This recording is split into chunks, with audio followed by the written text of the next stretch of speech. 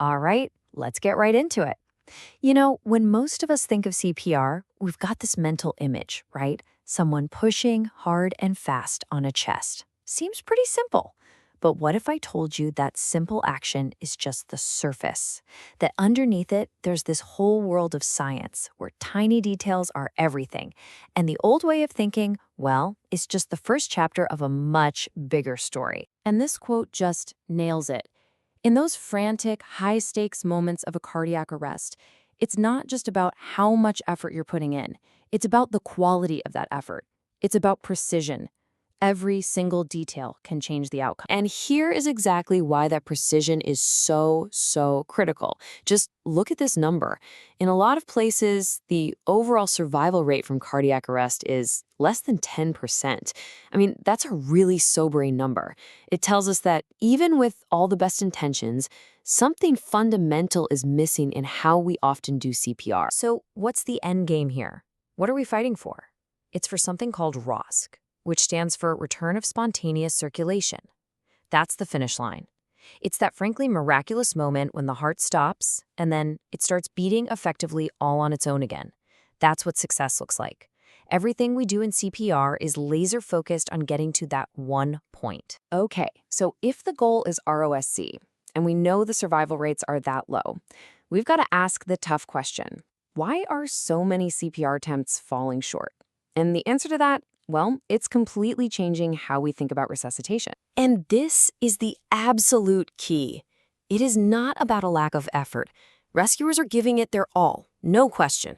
The problem is a gap in quality. When the key numbers, the metrics, are even a little bit off, the whole thing can fall apart. And the chances of that heart starting again just plummet. So that brings us to the solution. If the problem is quality, then we need a way to actually measure it. And guess what? We have one. Modern resuscitation science has honed in on 4 key pillars, 4 specific measurable metrics that truly define what high-quality, life-saving CPR looks like. So this is it. This is where CPR becomes a science. First up is rate. You need to be in that Goldilocks zone of 100 to 120 compressions a minute. Too slow doesn't move blood, too fast and the heart doesn't have time to refill. Next is depth. You've got to push down at least 2 inches to create enough pressure to get blood to the brain. Then there's fraction.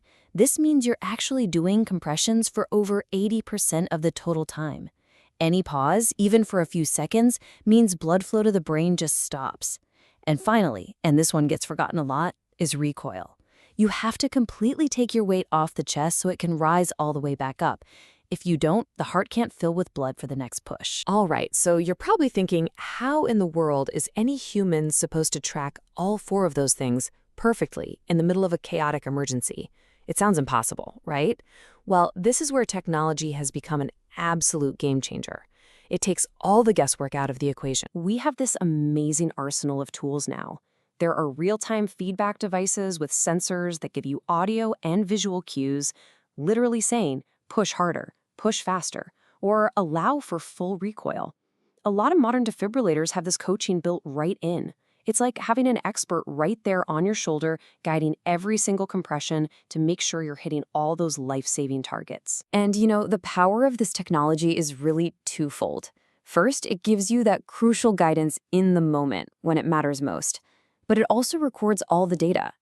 This means teams can go back and review their performance after the event, see where they can improve, and turn every single attempt into this powerful learning opportunity for the next one.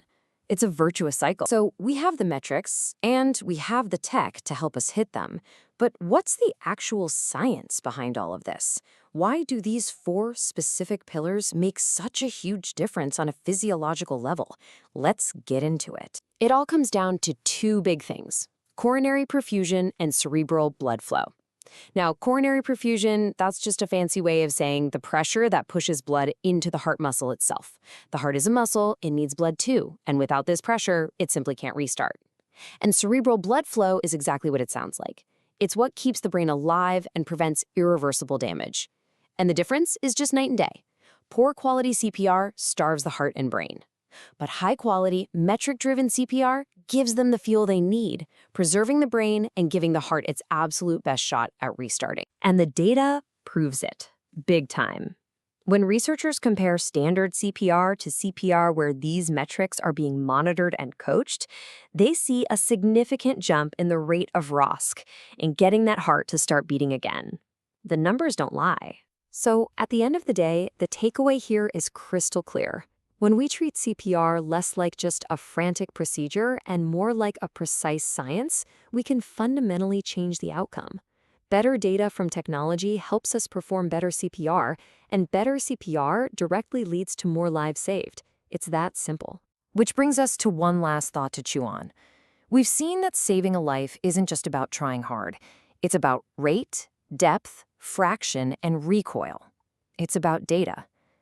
So if we know for a fact that CPR is a science, shouldn't we be using every tool and every piece of data we have to make sure we get it right every single time?